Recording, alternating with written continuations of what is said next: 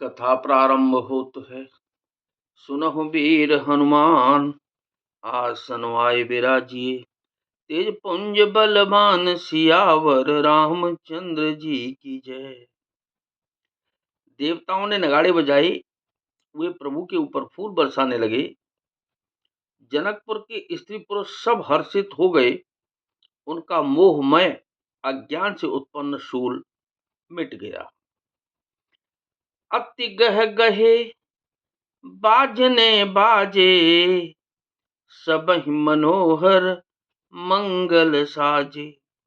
जूथ जूथ मिल सुमुख सुनयनी, करहि गान कल कोकिल बयनी। खूब जोर से बाजे बजने लगे। सभी ने मनोहर मंगल साज सजे।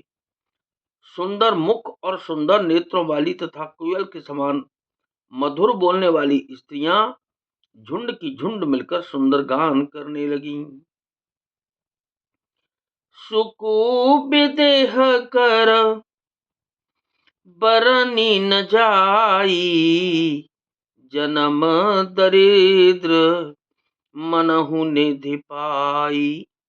विगत त्रास भई सिय सुखारी, जनु विदुयोदय चकोर कुमारी। जनक जी के सुख का वर्णन नहीं किया जा सकता।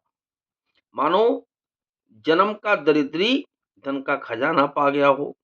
सीता जी का भय जाता रहा।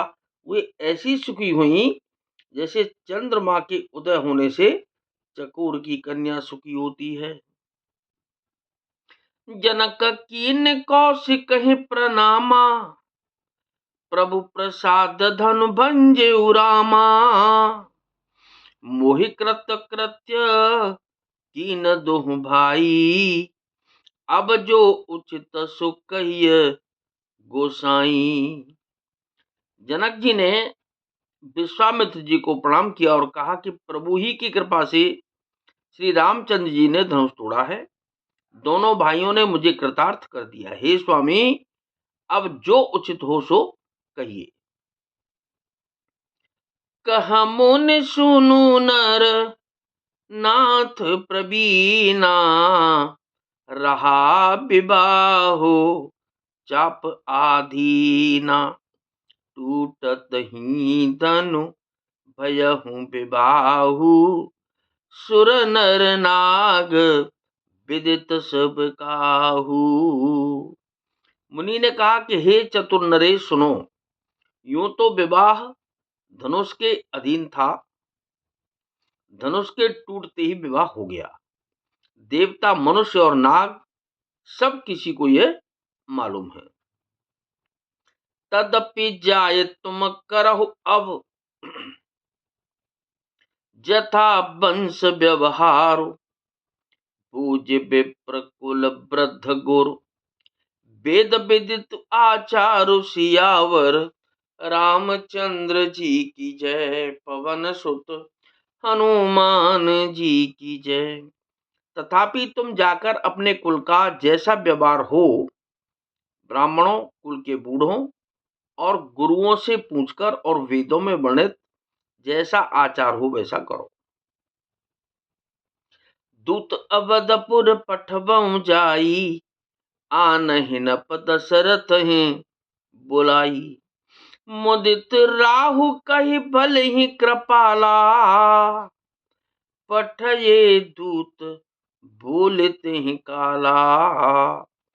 जाकर अयोध्या को दूत भेजो, जो राजा दशरथ को बुला लावे। राजा ने प्रसन्न होकर कहा कि हे कृपालु, बहुत अच्छा। और उसी समय दूतों को बुलाकर भेज दिया। बहुरी महाजन सकल बुलाए, आही सबने सादर सिर नाय। हाट बाट मंदिर सुरबासा, नगरु समारहूं चारेहूं पासा। फिर सब महाजनों को बुलाया और सबने आकर राजा को आदर पूर्वक सिर नवाया। राजा ने कहा कि बाजार, रास्ते, घर, देवालय और सारे नगर को चारों ओर से सजाओ।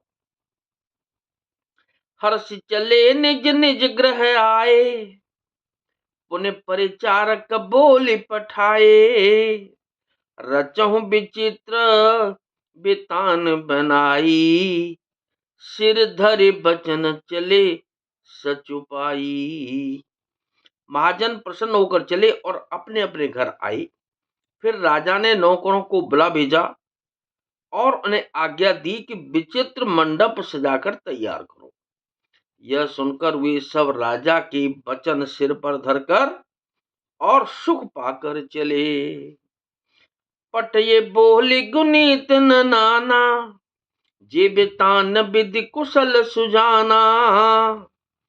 विदेह बंदित न कीन अरंबा, बिरचे कनक कदली के खंबा।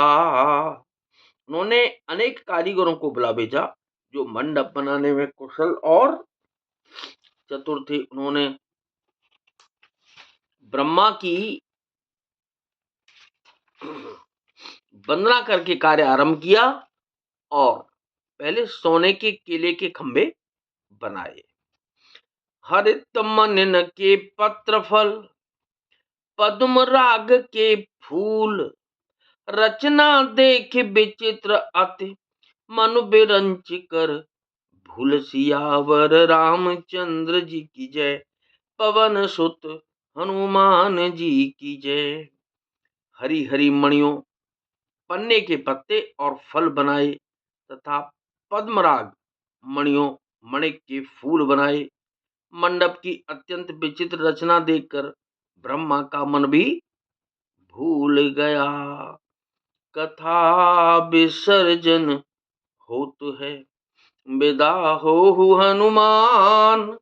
राम लखन और जानकी मैया, सदा करें कल्याण। सियावर रामचंद्र जी की जय, पवन सुत हनुमान जी की जय।